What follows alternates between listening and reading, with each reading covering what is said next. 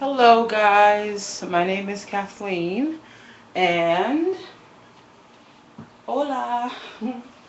I am here to talk to you today about a story that is more than likely impacting lives all over this country, and that is the story of Janay and Ray, the football player who has been basically cut from the team due to domestic violence, which I really want to talk to you about.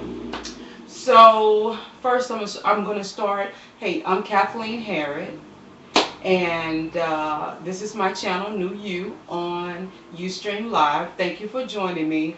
I apologize for being late. Kind of upset right now, but anyway, I had my laptop and my tablet and this new monitor, everything set up, and I practiced it a couple of times before today. I've used it a few times. For some reason today, nothing would work. Like nothing. My laptop would not stay on. I don't know what's going on with that. But anyway, I've digressed, so let me get back on this path. So I really wanted to talk to us about domestic violence and really just share some information because first let me say my heart, my prayers, my everything goes out to Miss Janay and her husband Ray. And I just want to say that you guys should know you're very young. You're very, very young.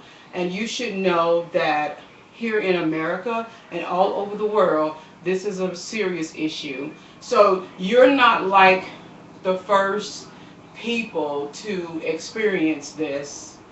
I don't want you to feel isolated. I don't want you to feel like you're strange, you're odd, you're different. I do want you to accept the fact that your behavior is not normal. And I know it may be acceptable in a lot of different ways, but I want you to understand that it is not normal. Neither is it productive in any type of way. Um, so I have a couple of stories I want to share with you first, and then I want to bring you into a line of thought. And so I'll share my story first. One of my first experiences with domestic violence, I think, was when I was about 17 years old. I met this guy, and I mean, he was a guy that, like we knew. It wasn't like somebody I had no clue who he was, but I mean, I didn't know him. Anyway, I met this guy. He started trying to, holler at me, whatever. And so, first I was like, no, no, no, because I had heard, a few things about him. I heard that he liked to put hands on people, and I was very independent, very strong. Hey, look, that's not something I'm going to put up with or whatever. And I guess really at the time, just never even really thought about it. Like that wouldn't even be like a part of my life. But anyway, got involved with this guy. It didn't last very long because some of the words he would say appeared to be very controlling. So that in itself was like no for me because I'm the type who really likes her freedom, like really. And so that in itself was like a no. But I kept seeing the guy, and then eventually what happened was I just was like, I don't want to talk to you anymore. Wasn't really interested in him to even try to take it to the next level or anything. So I'm like, okay, I'm done. So one day he came over and I decided to share this information with him. And so I said, hey, I called him Jake. Hey, Jake, I've decided I'm not really trying to have this type of relationship right now. I'm not trying to be in a relationship. So, I kind of just want to call it off or whatever. This guy literally was like, oh, okay, cool. That's how he was. Walked out of the door. And I was like, okay, whatever. I went back to my bedroom, laid across my bed. I don't know if I was reading or whatever I was doing. So about a few minutes later, he knocked on the door. My little brother answered the door. He came back and told me, hey, Jake is here. I was like, really? Okay. So he was like, you want me to let him in? I'm like, yeah, let him in. So I'm about 17. He's probably about 19 maybe. So anyway, And he back in the day he was one of those, hit boys. I think he was doing his little thing in the street or whatever. And so he was one of those bad boys. I think the females call them hot boys, whatever you want to call them. So anyway, I said, yeah, let him in. And so he let him in, and he came back. I was walking up to the front to meet him. He started coming down the hallway, which I'm like, why are you like coming down my hallway? So he goes, can I talk to you for a minute? I'm like, yeah. And I think I kind of said yeah because I was looking at my little brother and I didn't want anything to happen in front of him. So I'm thinking in my mind, I just want to um, basically de-escalate the situation. So we go in the back, and he was like, oh, so you want to break up with me? And I'm like, oh, snap, for real? Like, you, I mean, in my mind, I'm just going, are you serious? This what you get ready to do? And, I'm a terrible person. I laugh off everything pretty much. I don't know if that's just my way of initially dealing with like a stressful situation. But at any rate, I was like, yeah, I just don't want a boyfriend right now. And so he kind of started pacing, and I'm like, oh, MG, this is not cool. And so I was like, yeah, don't, no, I mean, it's not you. I just don't want to be with anybody right now. It escalated. He closed the door into my bedroom, and I asked him to leave, and he refused to leave. And so at that point, my little brother knocked on the door. He said, "Are you okay?" And I said, "Yeah." And at that point, he pulled out a knife. And so I'm 17 years old. Just been talking to this dude like a few weeks. Like it ain't even serious. I mean, like, and now he has a knife in my throat. I'm 17 years old. My little brother is standing there. So my little brother, of course, was ready to defend me. Of course, I don't want him to stab my little brother, and I'm not trying to get cut. So I started kind of laughing it off again, and I told my little brother, y'all to see my leg, it's like shaking. I'm like living that moment all over again. But I told my little brother, I said, call the police, go get some help. I was just trying to really get him out of the house because I mean, if something's about to happen to me, I certainly don't want it to happen to somebody else, which that's one of the things that people who are going through domestic violence always have in their mind. Let this thing happen to me, but please don't let it happen to anyone else I love. And that's part of the reason they stay in those situations, because the threatening nature that they're in, or behavior, it's unsafe for everybody. So back to my story. And so I'm sitting there. This guy has me pinned down on the bed. He's bigger than me. He's a man. He's a man. He's an adult. I'm 17, close to being an adult. He has me pinned down on the bed, has a knife to my throat, and my little brother ran to go get help. He came back with my other little brother, who's just like a year younger than I am. And they were like, let her go, this and that. And I'm like, let me go, and kind of talking crap too. Like, if you gonna kill me, I'm gonna be honest. If you gonna do it, do it. I'm telling you the truth.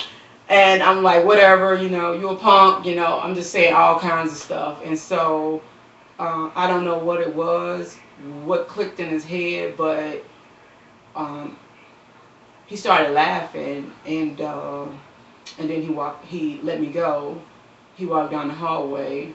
It seems like to me when he got to the end of the hallway, he looked back, and then he walked out the door. Part of the reason why I didn't say nothing or do anything about it is because my mom always said don't have boys in the house while she's gone. Even though technically I hadn't invited him in the house, I kind of felt like she would feel like that I had, and that I had not only got myself into trouble but also my little brothers. And so nothing happened.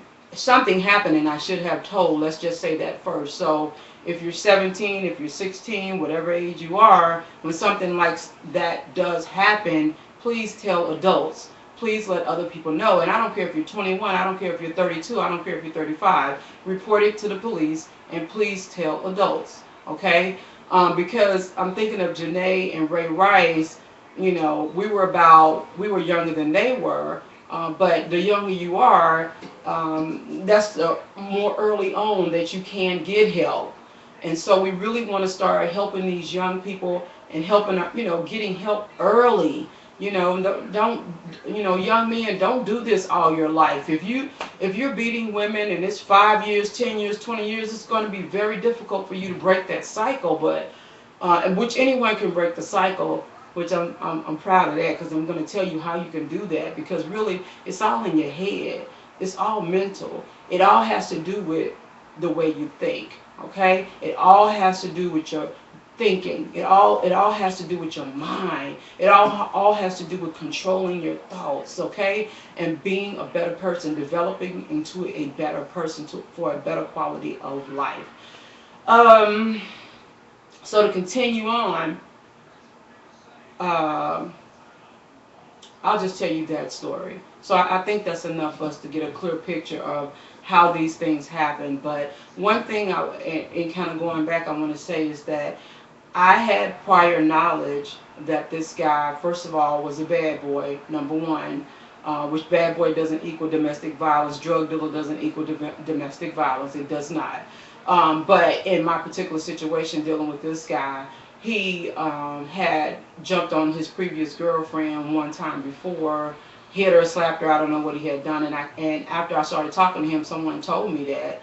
And, which is probably one of the reasons why after I started seeing the first signs, I'm like, look, dude, I'm done. Like, I don't even want to talk to you for real. And so that's another thing I want to point out. When you see those early signs, like, like, where you going? Oh, you don't want to ride with me? I'm going to the movies tonight. Well, I don't want to go. Oh, you going with somebody else? Like, any little sign you see of control, don't think it's cute, girl. He was like, you don't want to go with me? He got all mad and stuff. I'm like, okay, I'm going to go with you. No, no, no, no, sweetheart. Let's wake up. Okay? You really can't change a person who's got domestic violence on their mind. You can't love them enough. You can't hold them down enough. You can't, there's just no remedy for it until that person gets help or seeks help, because they can always validate, they can always have a reason as to why they're treating you the way that they're treating you. That's just how it is. And once you get involved with someone, in a physical, sexual relationship, things do change. And so don't, be very, very slow. First of all, be very, very slow. Get to know these people first. Definitely look for indicators of control issues. When you hear people say it's me against the world, it's just me and you, and like y'all some team, in this whole big society, they try to pull you in and it's just you and them. Y'all do everything by yourself. They don't want to take you out. If they take you out in public, who looking at you? You know that nigga? You know that dude? What's she talking about? She saw Terrence the other day. What you care about Terrence? I mean, you just gotta watch for every little sign that this person might not be good for you. And when you see every little sign that this person may not be good for you, that's a good time to exit. And there are concerns about the family, because a lot of these people, they do harm to family members, their own children, you. I mean, there's stories of people killing themselves, them children. I mean, from the area I grew up in, just last week, there was a story of a young lady who was suffering through domestic violence, and the guy took out her and himself. My own cousin, he tried to do a murder-suicide. Shot his girlfriend, shot himself. She lived, she paralyzed for the rest of her life. This is real. It's real to me. It's something I've experienced. It's something I know all too well. And it's something that we can change, because it's all about behavior modification. And in order for you to have behavior modification, you got to do something about this mind. There are several reasons why men commit domestic violence, and the same will be true for women, but we're talking about, I'm going to just direct it this way, but it's male female, so every time I say something it's male female, so just keep that in your mind. So one of the reasons why abandonment issues, if your mother, and it's male female, whoever fits the category, if your mother abandoned you And abandonment doesn't mean she wasn't in the home. She could be on drugs and leaving you at home by yourself. She could be with a dude and leaving you at home by yourself. Everybody has to be nurtured. Everybody has to have a connection. Everybody has to have a physical connection, an emotional connection. When you miss those connections, somehow you have to try to bring those things into your world. And so a lot of times there are abandonment issues. A lot of times there are abusive issues. They've seen abuse. They've been a victim of abuse themselves.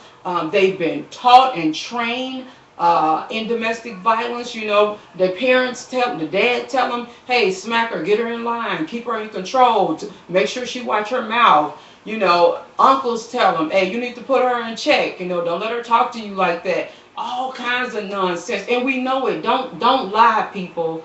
Please don't lie. We do this, okay? We do this. We say these things, and you know, don't look around the room and be like, what? What's she talking about? No, we do these things. Fathers teach their sons by the example that they set, and they also teach them through words. They will tell them, you ought to smack her in the mouth. If she was my wife, I'd do this and I'd do that. And these young men, they pick it up and they find themselves doing it. They see their mother being smacked around, beat down, whatever she going through, and somehow these young men, they find themselves doing it. Chris Brown and Rihanna is a classic story, but I want to go even further back to Ike and Tina Turner. And I really want us to put this in perspective. Ike and Tina Turner were together for years. They had 4 or 5 children together. I don't know, 3, I don't know how many it was. Tina Turner met him. She was a very young lady. And let me tell you something. Abusers are master manipulators. They're deceptive. They know who to pick out. They know the ones that's crazy. The ones that's going to, not crazy, the ones that's going to stand up for themselves. They don't bother them. But sometimes we have, you know, there are people that you can just take advantage of. And so they're very careful about who they choose. And they choose them. And I don't know Tina Turner personally, but I do know, let's just reflect on her life. Here she is, a young lady, a teen actually. She meets Ike Turner. I believe he's an adult male. They enter into a relationship. He's already in a relationship with a woman. From the movie, from what I read, and you know, it was supposed to be a biopic. So from the movie, biography. So from the movie, we see he enters into this relationship, manipulates her. He's showing her the world, basically, treating her like a queen, basically. Abusing his first wife, right? It's abuse in itself to have somebody in the house that you're having sex with and your wife is right there. That's mental abuse in itself. So cheating in itself is mental abuse. But anyway, I'm going back to this. So he's with Tina Turner, and he is beating on her. I want us to really, really think about how many people were involved close enough, in close quarters with them, traveling with them. I'm talking about from day one, over the years. How many years were they together? I don't care if they were together 2 years, 5 years, 6 years, 7, 20 years. However long they were together, imagine all the people that came in and out of their lives. Imagine the people who saw her with black eyes and bruises. Imagine the people going to the hospital to see her after she's been beaten.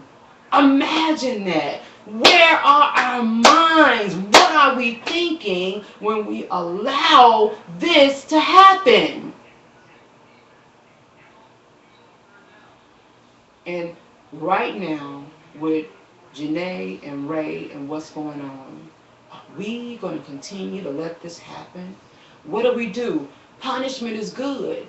The promise and the possibility of punishment is good, but that's not going to stop people's behavior. I mean, like I said, just a week ago or 2 ago, back home from the area where I live, this guy killed his wife. Just about 6 months, no, not even 6 months. A lady that I know, basically a cousin of mine. Not only did my cousin do a murder suicide, but someone knows, you know, in the family with me, her daughter was killed by her husband. what are we going to do?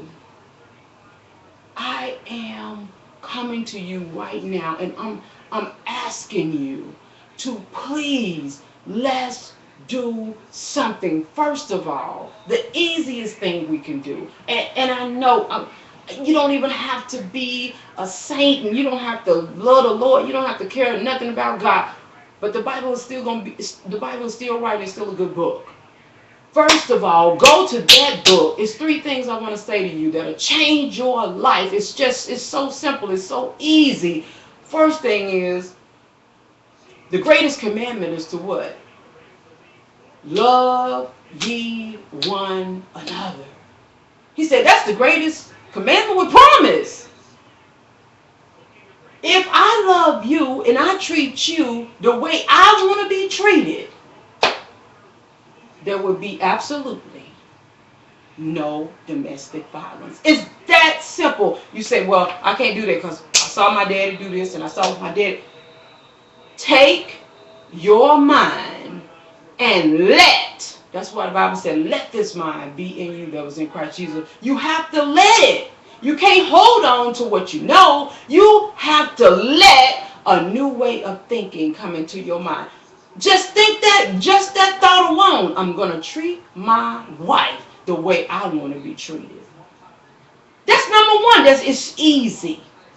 Practice that every day. Every day. Every time you get ready to do something. Am I treating my wife the way I want to be treated? Wives, am I treating my husband the way I would want to be treated? It's not that difficult. I know we want to make it seem like, you got to jump through hoops and you got to turn backflips and you got to do all of that. But if you practice doing that one thing, it will literally break down the pattern of thinking that you have in your mind, and it will recreate purpose in your life.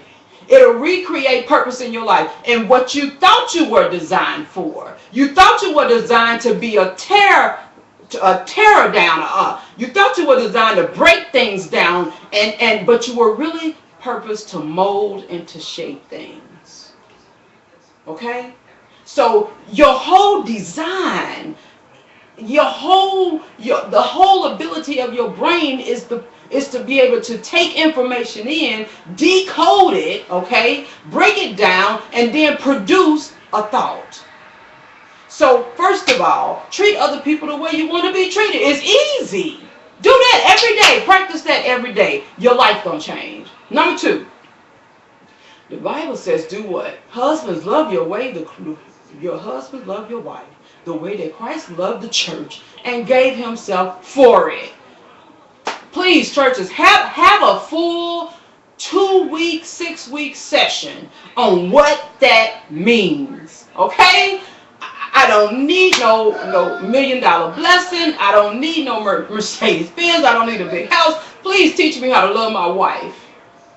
Please, will somebody please teach these young men how to love a woman?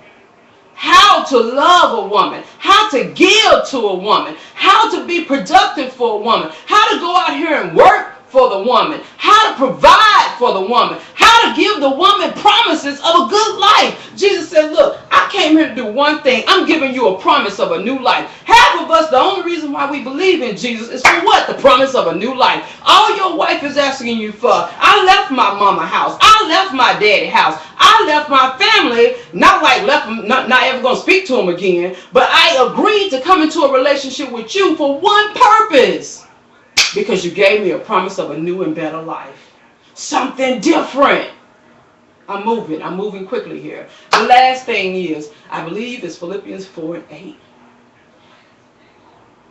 Where he tells us to think on these things that are lovely, things that are pure, things that are just, things that have a good report. If I hit my wife in the eye, if I'm thinking about that ain't good. So that's not good. So what do I need to do? It's all about changing your mind. It's all about restructuring what you think. You have to do this. Okay? So instead of, every time you have a thought, you know what, I ought to knock up. Wait a minute, Philippians 4:8. I need to pull something from Philippians 4:8. What can I think about besides punching my wife in the face? You know what? I need to cut the yard. This is a good time for me to go cut the yard. Baby, can you chill for just a minute? I'm going to go out here and cut the yard. Woman, let the man go cut the yard, okay? You know what? This is the time for me to go jogging. I'm gonna hit a couple of balls. Let the man go hit a couple of balls, okay, or drop some hoops or whatever you need to do. So for men, there you have it. 3 things that you can do, you can start doing right now. I guarantee you, I promise you, if you do these 3 things, it's going to change your mind. It is going to break that hold in your mind that's continually tell you that your behavior is acceptable, and it's not acceptable. Acceptable by man has not ever proven to be beneficial. I can accept the fact you smoke, but is it beneficial? I can accept the fact that you drink, but is it beneficial? Because just because people accept things, that does not mean it's beneficial or productive for your life. And just because your daddy taught you, or just because you see it, or just because nobody says something, doesn't mean it's not a crime. You still committing a crime. It's a felony, it's assault. Okay? Some of y'all, I mean, you are a man. You understand? You have more muscle than we do. Okay? This right here is like an assault weapon. Assault with a deadly weapon. Do you know? And he's a football player. You know what that feels like to come down with that much weight on that young lady? You lift weights for a living. So, and even if you didn't, all I'm appealing to you is please, you guys are young. Turn your life around. Turn it around, turn it around, turn it around. You can turn it around. You can turn it around. All you have to do is change your mind. And I know it seems like a lot, but I'm telling you, if you practice those 3 things I just told you about every day, you will change. Your life will change. And Ray, I want to say this to you. You have a beautiful wife. You have a beautiful baby girl. All you have to do is change your mind. Because that's your struggle. That is your fight. Everything in your mind. I tell people all the time, your brain is a computer, baby. It is a computer. Whatever you put in it is going to come out. Whatever is in there, your mind can recall. Whatever you store can be brought up to be used. And guess what? It can be replaced. Okay? It can be replaced. You can put new data in a computer. You can upload new programs. Ray, I appeal to you. Janay, I appeal to you. Upload new material in your mind. Upload new thoughts in your mind. You deserve a family. You deserve to be happy. Ray, you know what? Go through some counseling, man. Get back out there on that football field. And that's a clear example about how the enemy works against your mind to bring what? Kill, steal, destroy. Kill, steal, destroy. Steal your purpose. Steal your joy. Kill your dreams. Kill, steal, and destroy your life. But you and your wife have an opportunity. Anybody listening to this video all over the world, we all have an opportunity to change our lives if we just change our thinking. I don't understand why people feel like they don't deserve love. You've been unloved all your life. Nobody has loved you all your life. Your mother wasn't there. She abandoned you. Your father wasn't there. There was no touching in the home, no hugging, no kissing, no loving, no support. Here you are an adult and you deserve to be loved. Your children deserve to grow up in a loving environment. Why don't you think you deserve that? Why won't you fight for that? Why won't you let your mind get to the place where you can accept that? We can accept death, jail, prison. For some reason in our minds, we think that these things are acceptable or normal, but they are not. They are characteristic of detrimental behavior that is non-productive. So we need to change our minds. I've said all that. Okay, do you understand what I'm saying? And I want you to know, Jay and Renee and Jay, that this is not just your story. God, I'm getting emotional right now. This is not your story. This is our story. 1 in 4 women, one in, I think it's 5 or 6 men are victims of domestic violence at some point. And I know it's 1 in 4 women. This is not your story. This is our story. I'm not going to say to you, to neither one of y'all, that you are bad people or you're terrible or you're disgusting. What you did was disgusting. What you did was horrible. But there's power in the word, and you can change. I dare you. The 3 things I talked about: loving the person, treating the person the way that you want to be treated, loving your wife like Christ loved the church and gave himself for it. Philippians 4:8, think on these things, changing the things that you think about. Every time you have a thought that is not conducive to being productive, to being a husband, a father, being a great, an outstanding husband and father, a demonstration of love. Every time you have a thought that does not line up with that, Philippians 4:8, I believe it is, think on these things. Things that are lovely, things that are just, things that are pure, things that have a good report. This was not a good report. So you need to think of things that are of a good report. Okay, then I'm going to treat my wife like a queen. I'm going to treat her like the woman that God purposed in her for her to be. I'm going to treat myself, because now you're damaging your family. Your daughter needs you, man. Don't let this stop you from doing this. You can change your life. Sorry, you guys, I got like so caught up in this, but I mean every word I say. I don't know you from a box of Crayola crayons, but I'm going to tell you something. God has a purpose in your life. Don't give up now. You're still living. I know a lot of young men who have killed their wives and themselves. My own cousin attempted to do it. I'm telling you right now, I tried to call his mom to speak with her, to get his phone number before it happened. I asked my father, I said, can you get in touch with her? I want to speak to her. I want to talk to her about Sean. And I tried to do that. And it taught me one thing: always do what God put on your heart or your mind, and not attempt to do it, but do it. And so this is why I'm doing this video, because I want you to know it only takes one day to change your mind, because it only takes 1 second to change your life. It takes 1 second to change your life. It takes 1 second to change your life, and that's good or bad. If you want to improve your life, I dare you, every man out there, every woman out there, I dare you to follow those 3 things and your life will change. I'm done with that. I'm done. I'm so done. I hope this phone recorded everything. I have a campaign going right now for the body book, talking about abuse. I wrote a book about child sexual abuse. It's called The Body Book. Please, please, please. First of all, www.thebodybook.org. Not thebodybook.com, but thebodybook.org. It's black and white, just like this. It doesn't have a naked lady on the front.